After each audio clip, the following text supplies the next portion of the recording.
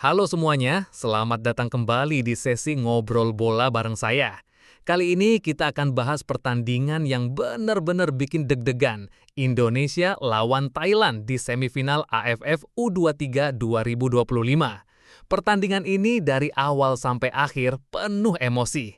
Skornya imbang 1-1 di waktu normal, lanjut ke adu penalti, dan akhirnya Indonesia menang 7-6. Tapi perjalanan menuju kemenangan itu nggak mudah, dan justru disitulah letak menariknya. Mari kita mulai dari awal pertandingan. Secara umum, Indonesia tampil cukup dominan. Kita memegang bola hampir sepanjang laga. Yang menarik, Coach Gerald Vandenberg tetap mempertahankan gaya main yang rapi dan terstruktur. Meskipun ini laga semifinal dengan tekanan luar biasa tinggi, Indonesia tetap percaya diri bermain dari belakang, tetap build up secara perlahan, dan tetap setia dengan sistem yang sudah dibangun. Salah satu keputusan menarik dari Coach Vandenberg adalah ketika Doni Tripamungkas dipasang sebagai nomor 10. Biasanya Doni bermain di sayap, tapi kali ini ia ditempatkan lebih ke tengah sebagai gelandang serang. Tujuannya cukup jelas, untuk menciptakan koneksi yang lebih efektif antara lini tengah dan lini depan. Adaptasi Doni memang belum sepenuhnya mulus. Beberapa kali terlihat dia masih mencari posisi dan ritme. Tapi secara keseluruhan dia cukup progresif dan beberapa kali mampu membuka ruang serta menarik perhatian pemain bertahan Thailand. Satu hal yang sangat terlihat di laga ini adalah bagaimana Coach Vandenberg sangat aktif dari pinggir lapangan. Beliau terus-menerus memberi arahan, terutama dalam hal penempatan posisi saat build up. Ini menunjukkan betapa detailnya pendekatan taktik yang dibawa ke dalam tim. Namun di sisi lain, terlihat beberapa pemain masih ragu untuk melakukan operan ke depan. Seringkali bola malah diputar ke belakang, bahkan ketika ada ruang untuk progresi, keputusan untuk bermain aman justru membuat serangan kehilangan momentum. Terutama di lini tengah, ada momen di mana pemain seperti Dion seharusnya bisa melakukan passing vertikal, namun memilih back pass. Hal ini membuat pressing lawan menjadi efektif, dan dari salah satu momen tersebut, Thailand akhirnya bisa mencetak gol. Gol Thailand datang di menit ke-60-an, dicetak oleh Yotsakon Burapa. Serangan itu dimulai dari sisi kiri pertahanan kita, yang diisi oleh Frankie Misa. Sisi ini memang terlihat cukup rawan sepanjang pertandingan, dan Thailand pintar dalam memanfaatkannya. Beberapa kali mereka mengincar area itu dengan crossing dan overlap cepat, dan pada akhirnya berhasil mencetak gol.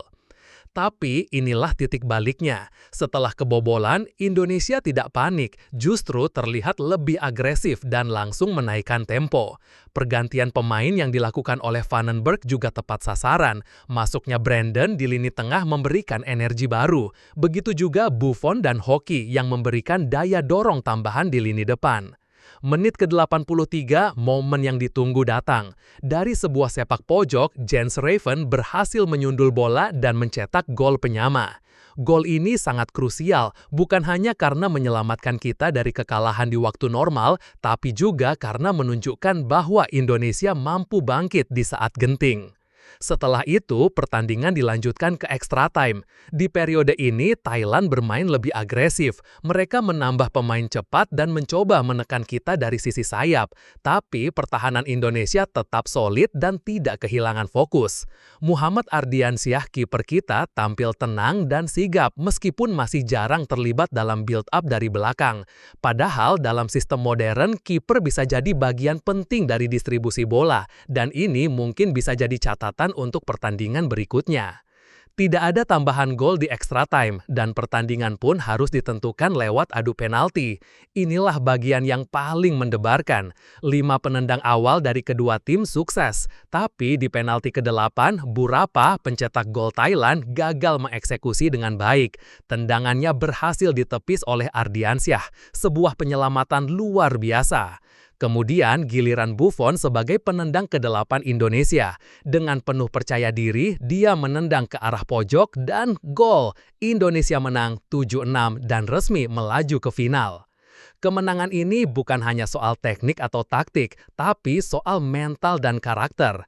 Kita sempat tertinggal, ditekan, bahkan kehilangan momentum di awal babak kedua. Tapi para pemain tetap tenang, tetap percaya dengan sistem, dan punya daya tahan mental yang luar biasa. Meskipun begitu, tetap ada beberapa hal yang perlu dievaluasi. Salah satunya adalah soal keputusan passing dan progresi bola.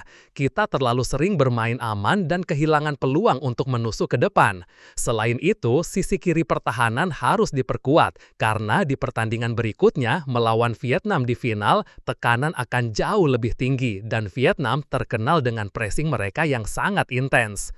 Namun, jika dilihat secara keseluruhan, ini adalah salah satu penampilan terbaik Garuda Muda dari segi struktur permainan dan respon terhadap tekanan. Kita menunjukkan kemajuan dalam hal organisasi permainan, pengambilan keputusan, dan terutama mental bertanding. Doni Tripamungkas cukup menjanjikan di posisi barunya. Kombinasinya dengan lini tengah lainnya masih bisa ditingkatkan, tapi setidaknya kita sudah melihat opsi baru yang cukup potensial untuk peran playmaker.